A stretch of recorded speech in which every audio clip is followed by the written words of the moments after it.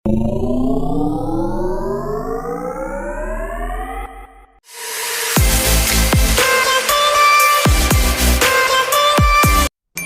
day, everyone. Today, I will give some examples of simple interest and compound interest. First, I will give examples under the simple interest subtopics. The first example that I will give under the subtopics of simple interest is in the simple discount formula.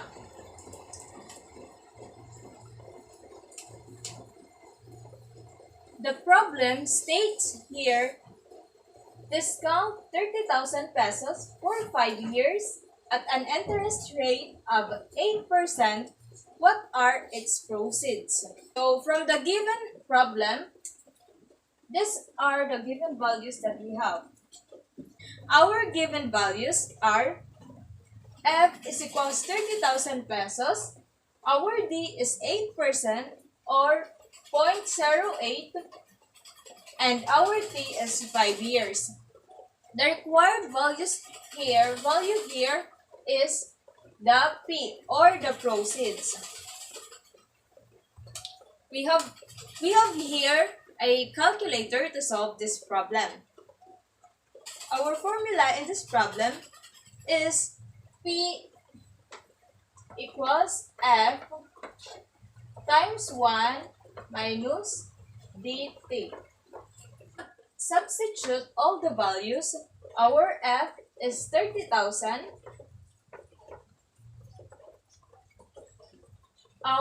Times 1 minus our D is 0.08 and our T is 5 years. Simplify all the given values, 30,000 and 0.08 times 5 is equals 0.4. 1 minus 0.4 is equals 0.06.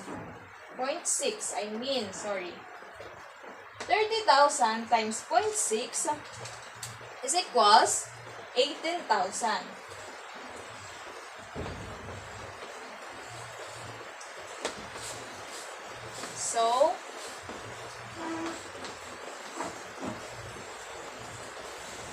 So therefore, our proceeds is 18,000 pesos.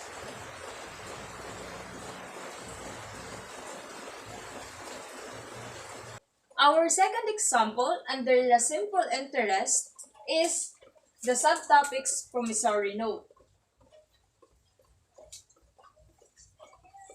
The problem states that a note having a face value of 90,000 and bearing interest at 10% will mature in 110 days. What is the maturity value? This given problem, we come up to this given values.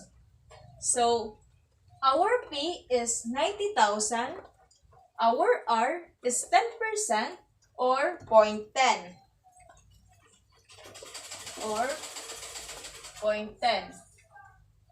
and our time is 110 days. The required value here is our F or the maturity value. The formula of this problem is F is equals P times 1 plus RT. So again, we need to substitute all the values here. Our P is 90,000. 1 times 1 plus our R is 0.10 times 110 days. So because we need the years in our time, we need to convert days to years. So 110 over 360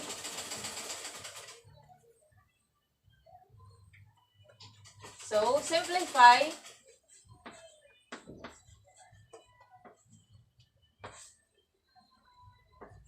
1 plus. So, we need a calculator to compute this. 110 divide 360 and times 0.10 equals to 0.0306. Next is 1 plus 0.306 is equals 1.0306. We will multiply 90,000 and 1.0306. The answer is 92,754 pesos.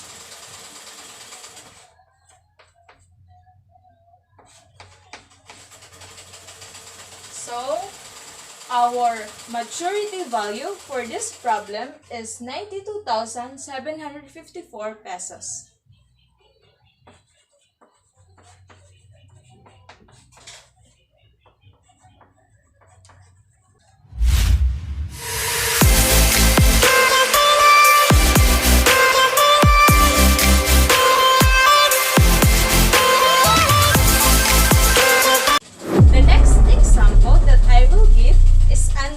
The compound interest. The first example is under the subtopic of determining the interest rate. This is an example of compound interest.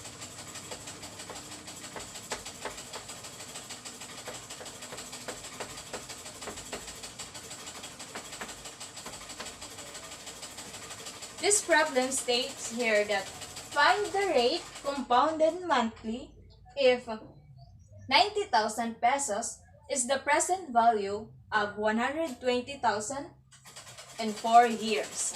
Here is our given this problem.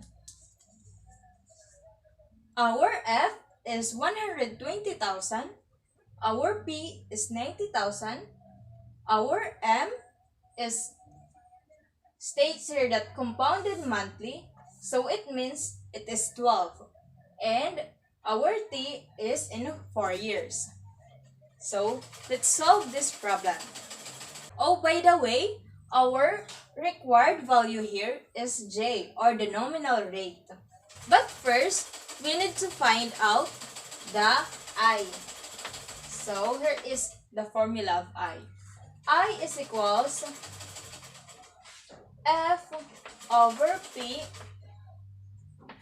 raised to 1 over n minus 1 is equals, and substitute all the values. Our F is 120,000 over P 90,000 raised to 1 over, how we can have our n? N is m times t, right? So, 12 times 4 for our n minus 1. So, simplify all the given. So, we need also a calculator for this. 120,000 divided by 90,000 is equals 1 point. So let's get the 4 decimal.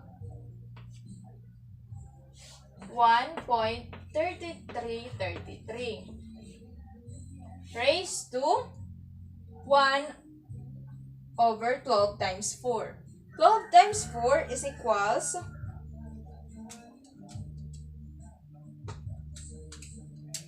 12 times 4 is equals 48. 1 divided by 48 is equals to 0.02 minus 1. So, 1.3333 raised to 0.02, 1.00577 minus 1 is equals to 0.00577. So this is our I. And because we have now our I and the composition to get our J is equals to I times M. So substitute our I is 0.00577 times our M times 12. So 0.00577 times 12 is equals to our J is 0.06924.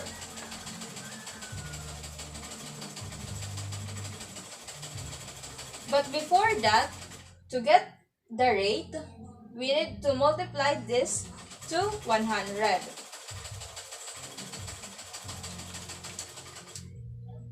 So, our final nominal rate or J is 6.92%.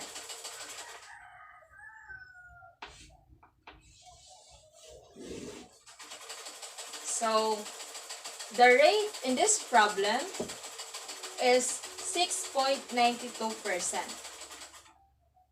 Our next problem under the compound interest, under the subtopic of comparing types of interest rate. So, let's compare, in this problem, let's compare the effective interest rate and the nominal interest rate. The nominal rate. So, our problem states that find the effective rate equivalent to 7.5% compounded quarterly. Our given is our J is 7.5%. Our M is 4 because it states here that compounded quarterly. And the required values here is W or the effective interest rate. Our formula here is W is equals 1 plus I raised to M minus 1. Substitute all the values. 1 plus our I is J divided by M. Our J is 0.075 over 4. That is our I. Raised to M, that is 4 minus 1. Simplify.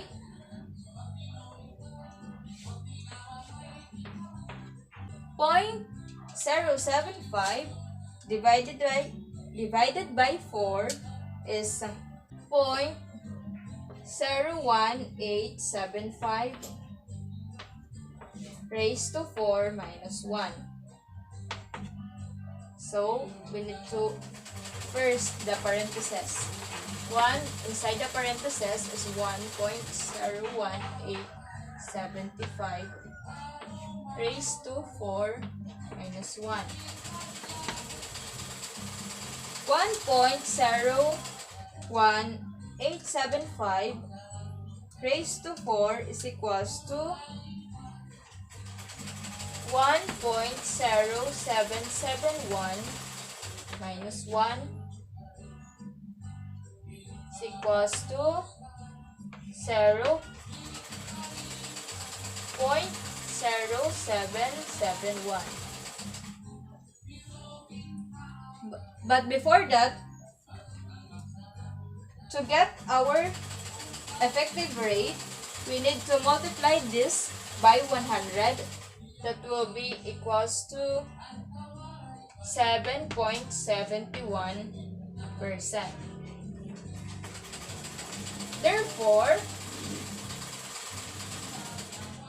Therefore, our nominal rate is 7.71%. That's all, everyone. Thank you for watching. I hope I am enabled to share with you my knowledge and learnings all about mathematics of investment under the simple interest and compound interest.